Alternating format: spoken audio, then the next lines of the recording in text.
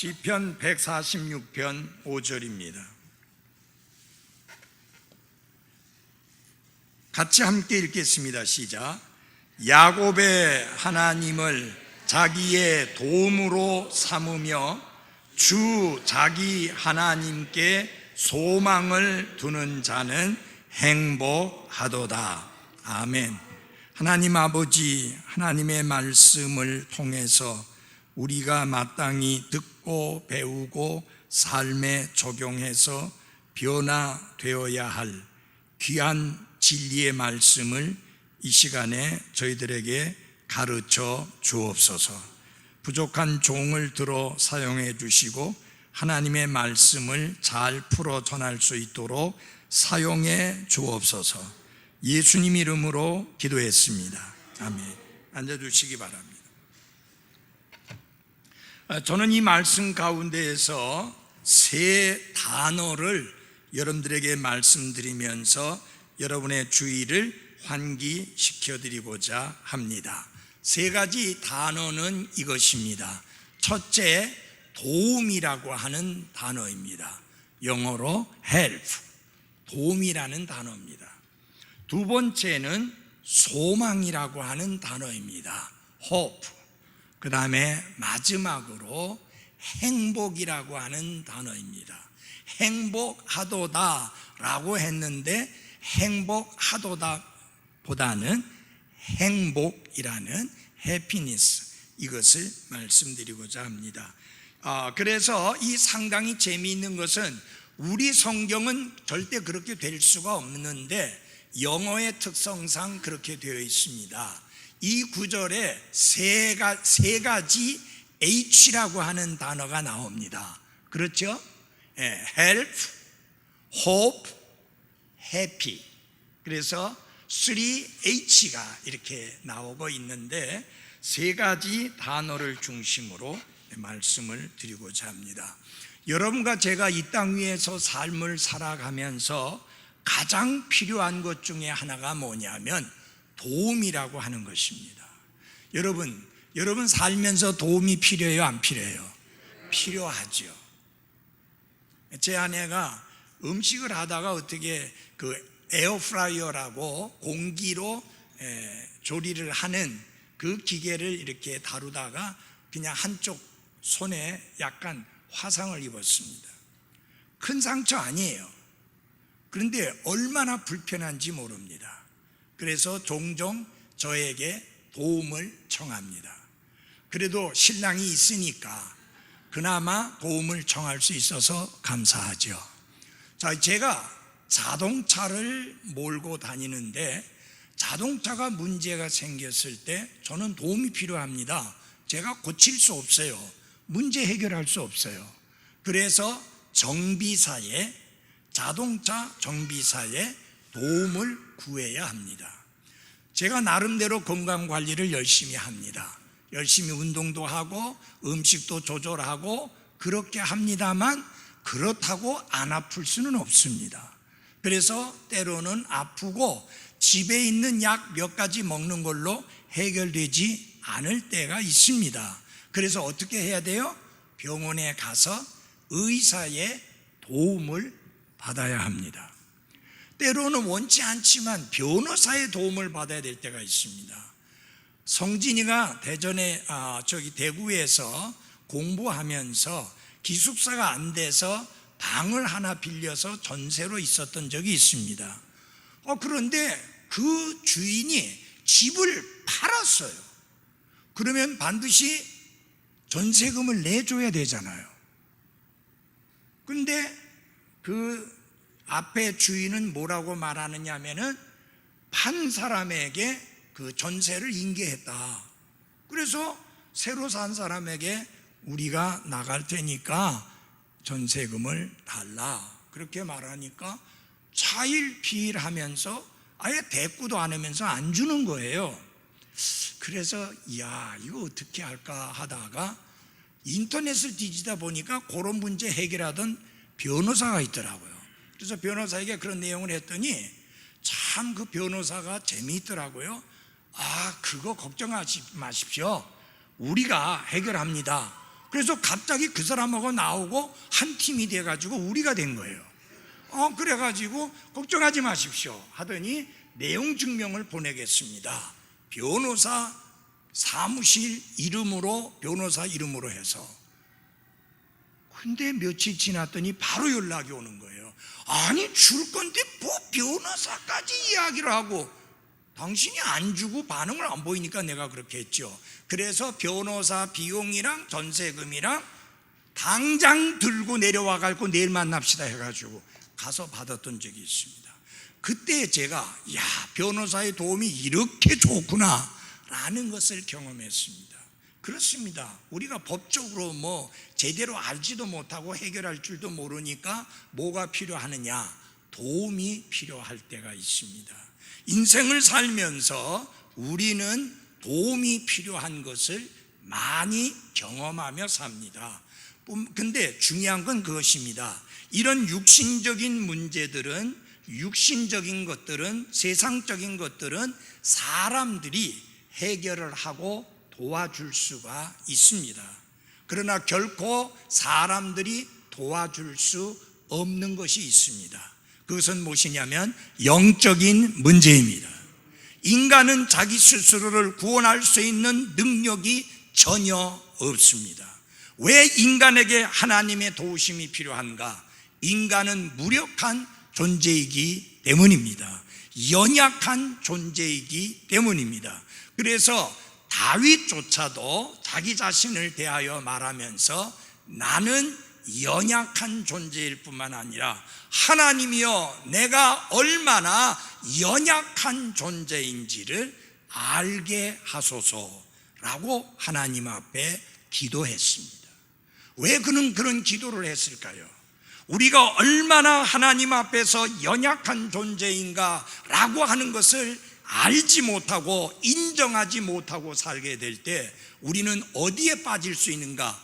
교만함과 거만함과 오만함에 빠질 수가 있습니다. 그래서 마치 내가 모든 것을 다 할 수 있고 하나님과 그분의 도우심조차도 전혀 필요 없는 것처럼 살 수 있는 위험이 있기 때문인 것입니다. 그리고 여러분, 우리가 연약한 존재라는 것을 깨닫고 인정하고 그것을 시인하고 하나님 앞에 겸손함으로 살아가지 않을 때 하나님은 때때로 여러분과 제가 연약한 존재라는 것을 깨닫고 알게 하시기 위해서 하나님이 간섭하실 때가 있습니다. 그래서 우리가 약하게 될 때도 있고 심지어 병들 때도 있고 또 내가 하는 일이 분명히 잘 되고 있었음에도 불구하고 그게 잘못되어지고 그리고 실패하는 경험들을 하게 됩니다. 왜 그런 것을 허락하실까요? 하나님이 우리를 사랑치 않았습니까? 아닙니다. 하나님이 우리를 사랑하시는데 그분의 사랑은 어제나 오늘이나 영원토록 한결같고 변함이 없으십니다. 그런데 왜 하나님이 그렇게 하실까요? 우리가 하나님 앞에서 얼마나 우리가 연약하고 무력한 존재인가 하는 것을 깨닫도록 하기 위함입니다. 사도 바울조차도 그렇게 말을 했습니다. 나의 연약함이라는 고백을 했습니다. 우리가 생각할 때 사도 바울에게는 전혀 연약함이 없는 사람처럼 보이지만 사도 바울도 자신이 연약하다는 고백을 했으니 여러분과 저야말로 얼마나 하나님 앞에서 우리가 연약한 존재인가 하는 것을 기억하고 알아야 할 것입니다. 자, 그런데 여러분, 우리가 연약한 존재이기 때문에 도움을 필요로 할 뿐만 아니라 사도 바울의 고백을 통해서 보면 이런 내용이 나옵니다. 내가 원하는 바 선은 행치 아니하고 원치 않는 바 악을 행하는도다. 왜 그래요? 우리 안에 두 개의 본성이 있어서 하나님의 말씀대로 살고자 하는 그런 아름다운 의욕과 사탄과 죄의 유혹 앞에 내 자신을 내어주고자 하는 타락된 인간의 본성, 이 두 가지가 함께 내 안에 머물고 있는데 내가 그 사이에서 너무 심한 갈등을 겪으면서 내가 얼마나 연약한 존재인가라는 것을 깨닫게 되는 것입니다. 그래서 여러분 기억하십시오. 왜 우리에게 도움이 필요하냐? 왜 우리에게 하나님께로부터 오는 도움이 필요하냐? 우리가 연약한 존재이기 때문인 것입니다. 그래서 우리 모두에게 연약함이 있습니다. 그래서 특별히 예수님께서도 사도들에게 말씀하셨잖아요. 너희가 시험에 들지 않게 깨어 있어 뭐하라? 기도하라. 마음에는 원이로되 육신이 약하다 그랬습니다. 그래서 여러분과 저는 연약함을 알아야 되고, 연약한 사실을 알게 될 때 우리는 도움을 구하게 되는데, 어디에서 우리의 도움이 오는가? 시편 기자는 나의 도움이 어디서 오는가? 나의 도움이 천지를 지으신 주 하나님께로부터 온다라고 고백했습니다. 그러므로 사랑하는 여러분, 우리가 매일매일 살면서 하나님의 도우심이 필요하고 순간순간 살아가는 삶에서 하나님의 도우심이 절실히 필요합니다. 그래서 하나님의 도우심을 우리가 어떻게 구합니까? 하나님께서 우리에게 주신 특권이 있는데 바로 그것이 기도의 특권입니다. 너는 내게 부르짖으라. 무엇을 위하여? 도움을 위하여. 하나님께서 우리가 도움을 위하여 하나님 앞에 부르짖을 때에 하나님께서 우리의 우리의 외침과 그 간구에 귀를 기울여 주시고 우리의 간구를 들어주시는 하나님인 것을 감사하십시오. 그러므로 우리의 외침은, 우리의 간구는, 우리의 기도는 헛되고 무익하고 아무 의미 없는 것이 아니라 하나님은 우리의 기도를 들어주시고 응답하시는 좋으신 하나님인 것을 잊지 마십시오. 기도는 여러분 아무 의미 없는 헛된 게 아닙니다. 이 지구상에 가장 강력한 힘이 있다면 그것은 바로 기도의 힘입니다. 기도는 나를 바꾸어 놓고, 기도는 우리의 가정을 변화시키고, 기도는 우리의 교회를 변화시키고, 나아가서 기도는 이 사회와 나라를 변화시키는 놀라운 본능이 있습니다.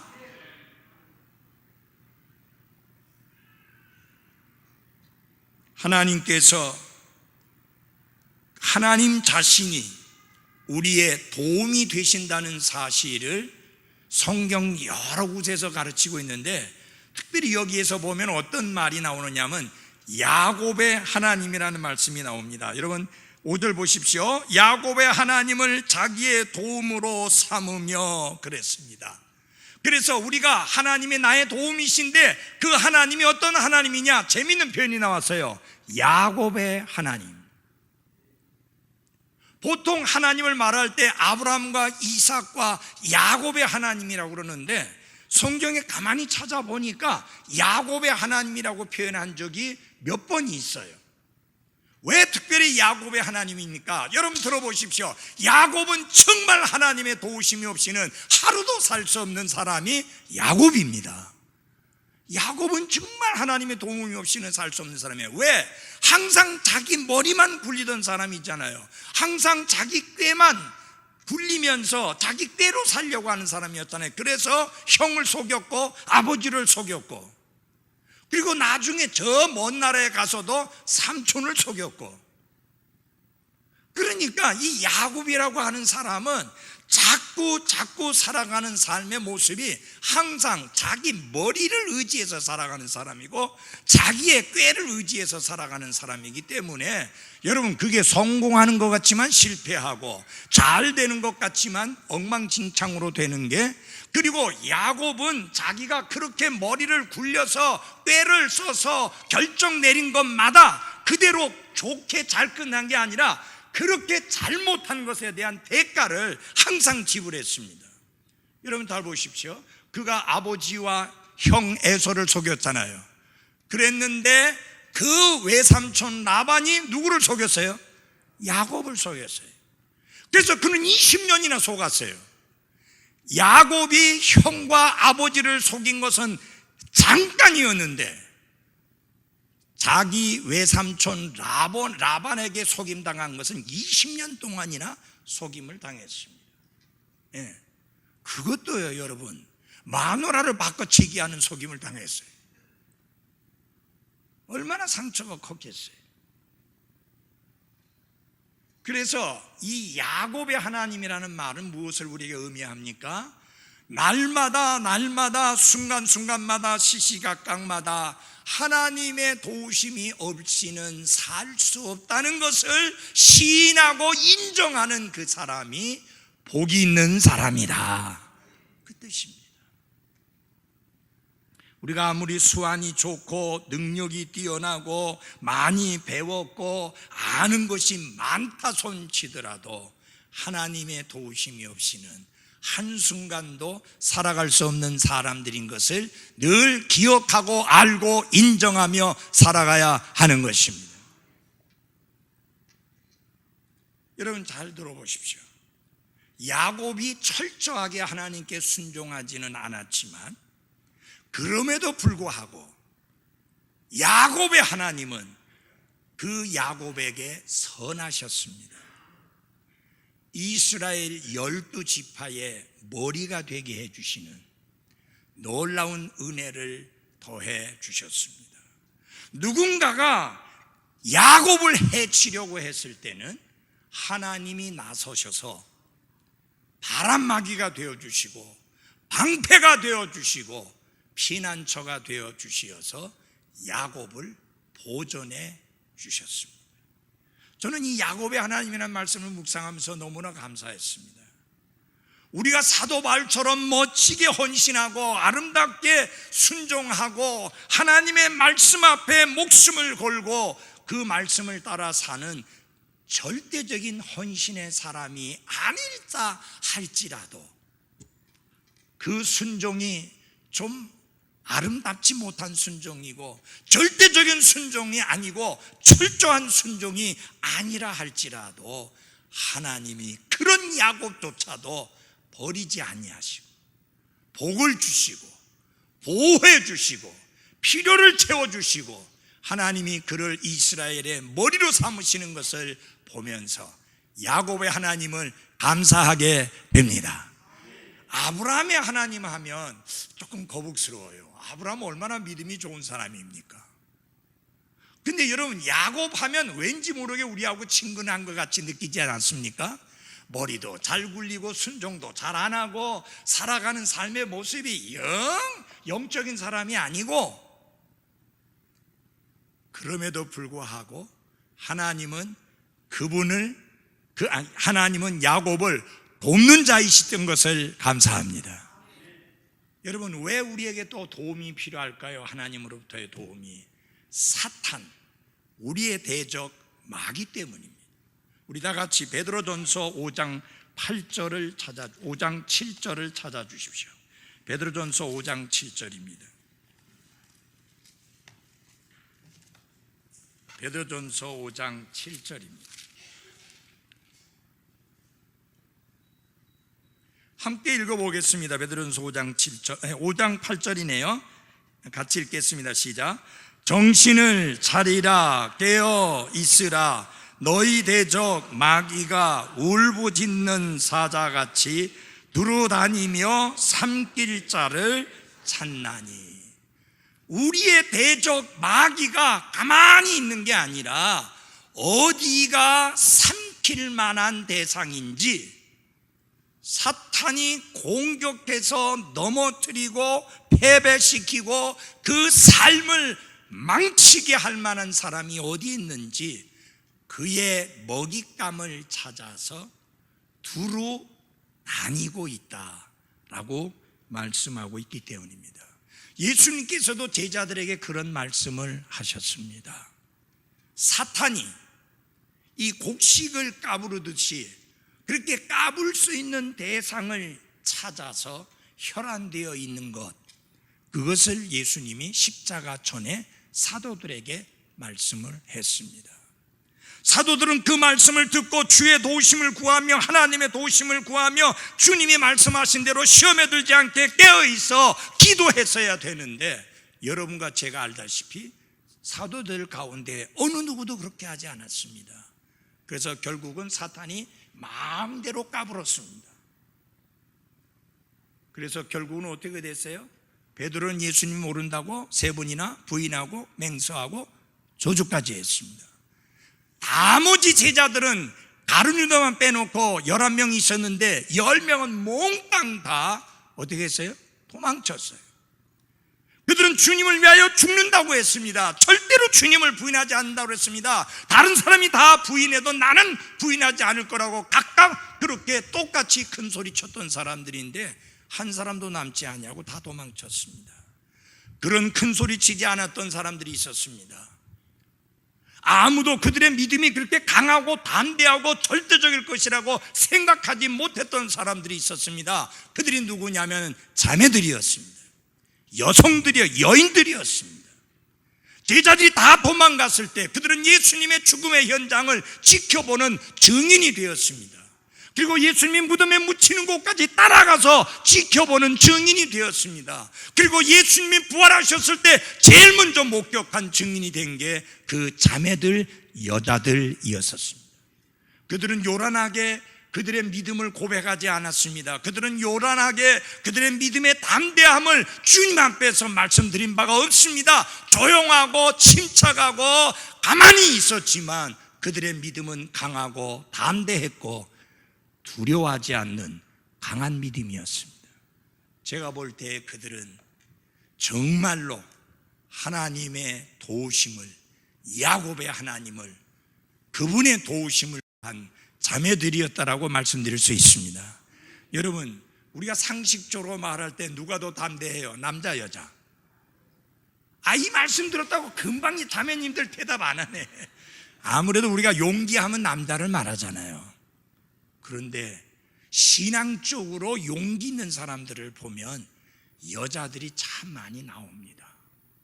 저희 교회도 이렇게 건강한 교회, 강건한 교회, 은혜스러운 교회, 그리고 영적으로 충만한 교회가 될 수 있는 것은 자매들의 아름다운 믿음 때문입니다. 미안하지만 형제님들, 그건 사실입니다. 그래서 교회가 견고해지려면 자매님들의 신앙이 좋아야 됩니다.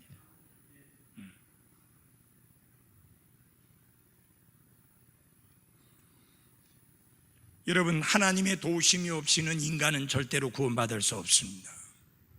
인간은 무력한 죄인입니다. 자기 스스로를 구원할 수 있는 능력이 전혀 없습니다. 야곱의 하나님이 그들의 도움이십니다.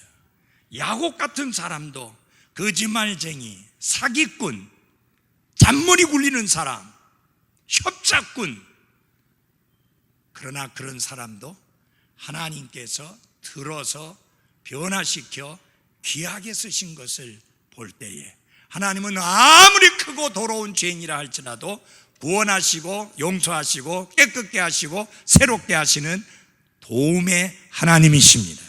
그래서 야곱의 하나님의 도움을 구하는 자가 복이 있다라고 말씀합니다. 두 번째로 거기 보면은 시편 146편에 보면은 소망이 나옵니다.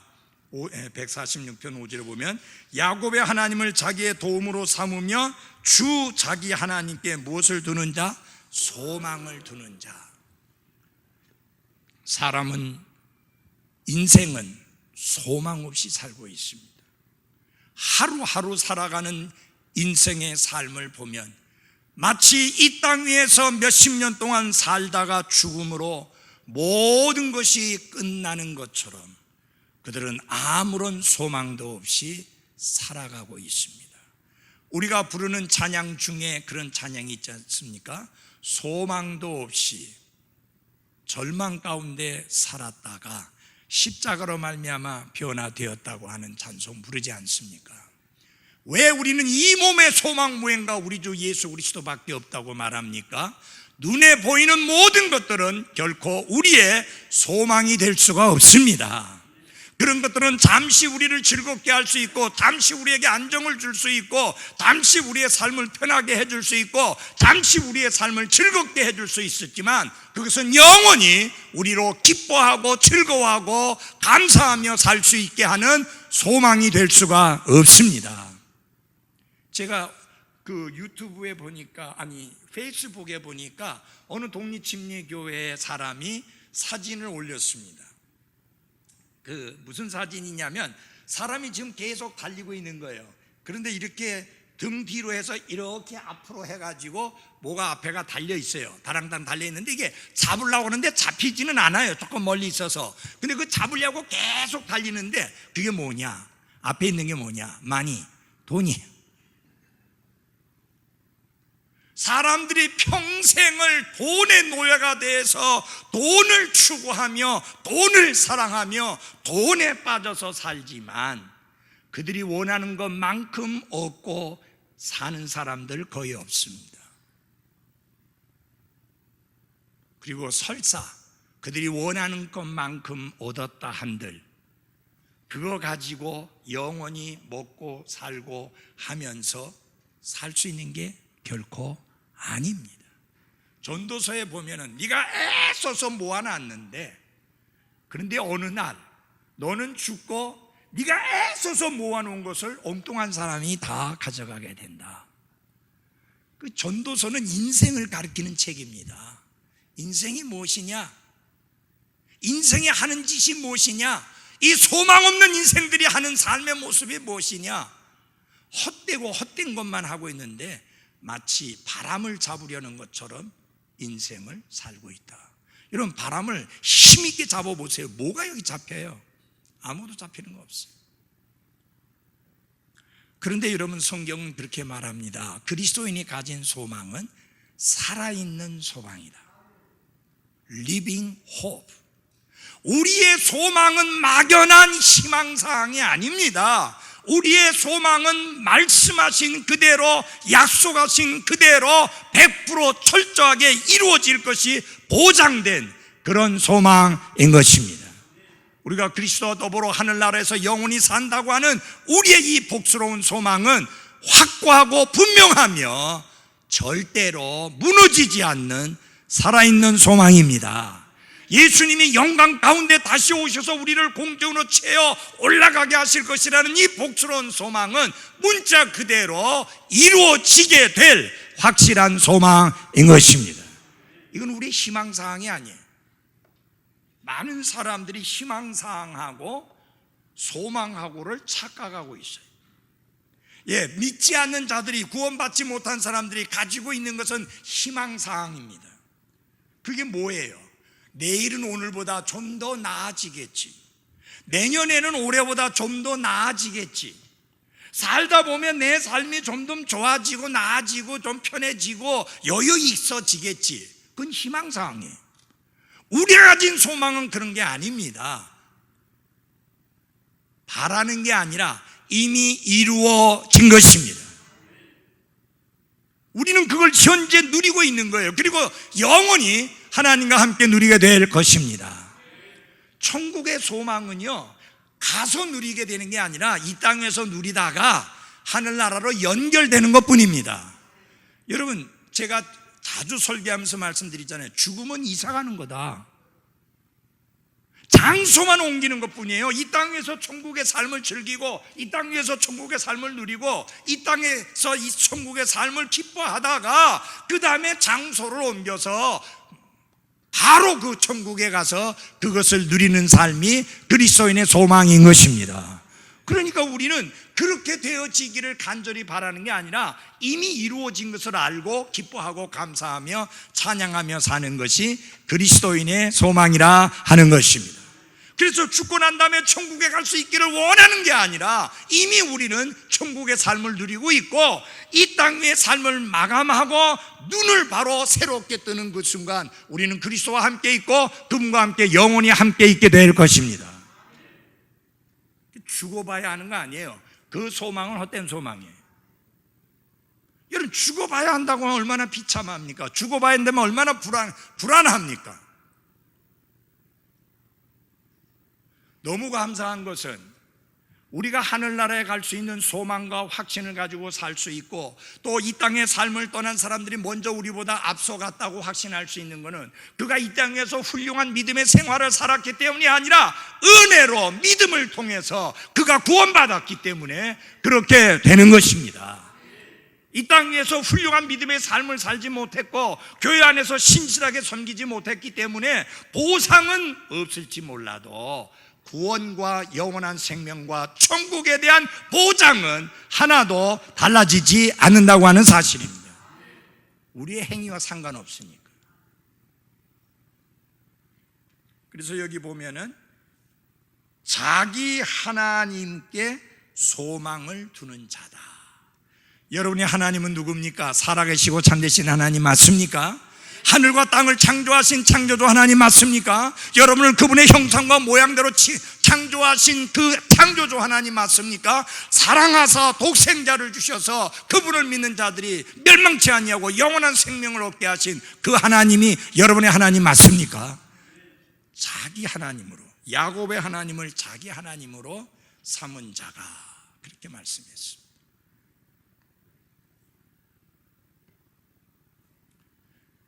신약 시대의 초기 기독교의 1세기의 그리스도인들은 여러분과 저의 상상을 초월하는 엄청난 핍박과 환난을 당했습니다. 옥에 갇혔습니다. 채찍에 맞았습니다. 재산을 다 빼앗겼습니다. 화형을 당했습니다. 그 온몸이 갈기갈기 찢어져 죽었습니다. 어떤 사람은 죽을 때까지 말 뒤에 이렇게 매달아 가지고 온 살점이 다 떨어져 나가고 뼈가 허옇게 보이는 가운데 순교를 당하기도 했고, 어떤 분들은 펄펄 끓는 기름가마에 던져져서 그렇게 순교를 당하기도 했고요, 어떤 분들은 사자굴에 던져져서 순교를 당하기도 했습니다.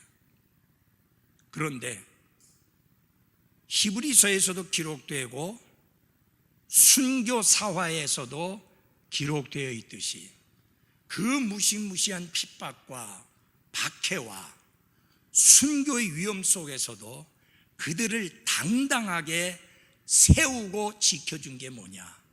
소망입니다. 소망.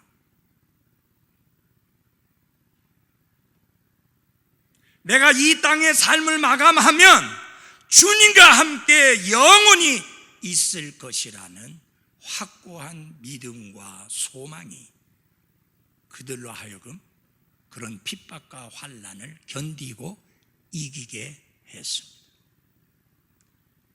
여러분, 우리가 소망이 있는 자니까 소망이 없는 자와 같이 슬퍼하지 맙시다.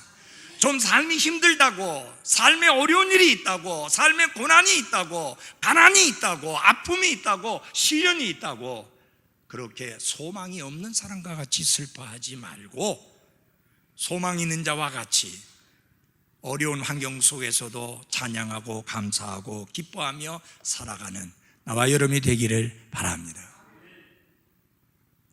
여러분, 제일 무서운 게 뭔지 압니까? 내일이 없다는 생각입니다. 그것이 스스로 목숨을 끊게 만듭니다. 우리나라가 경제적으로 좋아지면서 청소년 자살률이 엄청나게 늘어나고 있습니다. 왜 그렇게 자살하느냐? 미래가 없다는 생각 때문에 그렇습니다. 그들이 생각하는 미래가 없는 거죠. 그들이 생각하는 미래가 뭡니까? 좋은 학교 졸업하고 좋은 직장에 들어가서 좋은 대접 받으면서 승승장구 승진하고, 그게 그들이 기대하는 미래입니다. 그게 보이지 않자 스스로 목숨을 끊는, 전교 1등 하던 애가 한 번 2등 했다고 아파트 옥상에서 뛰어내려서 죽는, 가치관이 너무 잘못된 곳에 있어서 그래서 미래를 확신할 수 없고, 그러므로 나에게는 미래가 없다고 생각하고 스스로 목숨을 끊어버립니다. 사랑하는 여러분, 여러분과 저의 미래는 그런 게 아닙니다. 여러분과 저의 미래는 예수 그리스도께서 영광 가운데 다시 오실 때 우리가 공중으로 채워 올라가 그 주님을 만나게 되는 것이 여러분과 저를 위한 미래입니다. 그거는 확실한 미래입니다. 보장된 미래입니다. 그래서 성경에 뭐라 그러냐, 그걸 복스러운 소망이라 라고 했습니다. Blessed hope, 복스러운 소망이다. 고린도전서는 이렇게 말합니다. 만약 우리가 바라는 것이 이 땅의 삶, 이게 전부라면 우리가 세상에서 제일 불쌍한 자다. 예. 다시 말하면 무슨 말입니까? 보장된 미래의 소망이 없다고 하면 우리가 이 땅 위에서 제일 불쌍한 사람입니다. 우리에게는 하나님의 약속이 있고 그 약속은 반드시 이루어지고, 그리고 그 약속대로 모든 것이 이루어지게 될 것을 확신하기 때문에 우리가 시련 가운데도, 아픔 가운데서도, 고난 가운데서도 기뻐하고 감사하며 주님을 섬길 수 있는 것입니다. 이게 구원받지 않은 사람에게는 이해가 안 가요. 지금 여러분 이 자리에 앉아 계셔서 이 말씀 듣고 있는 거 믿지 않는 사람들 볼 때는 답답하고 참 이게 뭐가 여러분들 보실 때 한심스러워 보일 수 있습니다. 왜 그래요? 소망이 다르니까 그래요. 그들은 소망이 없는 자예요. 우리는 소망이 있는 사람이에요. 우리에게는 주 예수 그리스도가 있습니다. 주 예수 그리스도가 우리의 소망이다, 그렇게 말씀했습니다. 마지막으로 중요한 게 행복이라는 단어입니다. 사람들이 행복을 얼마나 추구합니까? 그런데 그 행복은 어디에 있느냐? 야곱의 하나님께 도우심을 구하는 믿음으로 사는 사람, 그리고 그 하나님을 자기 하나님으로 삼고 살아가는 사람이 행복한 사람이다. 돈이 많은 사람이 아니고요, 건강한 사람이 아니고요, 성공한 사람이 아니고요, 야곱의 하나님을 자기 하나님으로 삼고 하루하루 그 하나님을 신뢰하고 의지하며 바라보며 그분의 뜻대로 살아가는 사람이 행복한 사람이다. 성경은 행복이나 복이 있다는 삶을 많이 말씀하고 있습니다. 복에 대해서 많이 말씀합니다. 성경은 하나님이 인간을 창조하는 다음에 제일 먼저 한 게 뭐예요? 복을 주신 거예요. 그래서 여러분, 복을 추구하는 건 전혀 잘못된 게 아니에요. 하나님이 여러분과 저에게 해주시기 원하는 게 뭐냐면 복을 주시는 거예요. 하나님은 복을 주시길 원하고 복을 주시는 것을 기뻐하고 인류 최초의 처음 지음받은 아담과 이브에게 제일 먼저 하신 것 중에 하나, 복을 주셨다는 거예요. 그러므로 우리가 하나님 앞에 내 삶에 복을 달라고, 내 삶을 축복해 달라고 기도하는 건 전혀 잘못된 게 아닙니다. 여러분이 하나님 앞에 구하는 복 가운데 여러 가지가 있겠죠. 건강에 복을 달라고도 구할 수 있을 거고, 물질적으로 필요한 것들이 채워지게 해달라고 기도할 수도 있고, 내가 하는 일이 잘 풀리게 해달라고 기도할 수도 있고, 내 자녀들이 잘 풀리고 잘 되게 해달라고 기도할 수도 있습니다. 잘못된 거 하나도 없습니다. 그러나 잊지 말아야 될 게 있습니다. 그런 것들이 내 삶의 우선순위가 돼서는 안 됩니다. 무슨 말이냐? 내가 하나님이 기뻐 받으실 만한 삶을 살면 하나님께서 여러분과 저에게 필요한 복으로 복을 주십니다. 지난주 수요일 날 우리 부목사 설교했잖아요. 내는 그 말씀 그대로예요. 여러분 따로 하나님 앞에 막 복 달라고 하지 않아도 하나님의 말씀대로 행하면, 하나님이 명령한 대로 행하면, 하나님이 말씀하신 대로 순종하면 그 복은 따라오게 되어 있어요. 네. 여러분, 아담과 이브가 왜 복을 잃어버렸어요? 불순종해서 그렇잖아요. 하나님을 거역해서 그렇잖아요. 여러분과 제가 아무리 하나님 앞에 복을 달라고 기도해도 하나님의 명령을 거스리고 하나님의 뜻을 거스리면 우리하고 복하고는 아무 상관이 없어져요. 근데 여러분, 중요한 거는 복이 아니고 예수 그리스도요, 하나님이라는 것을 잊지 마십시오. 내 삶에 하나님이 첫째요, 예수 그리스도가 첫째요, 그분 중심의 삶을 살게 될 때 모든 것을 다 아시는 하나님께서 우리의 필요한 것들을 채워주신다.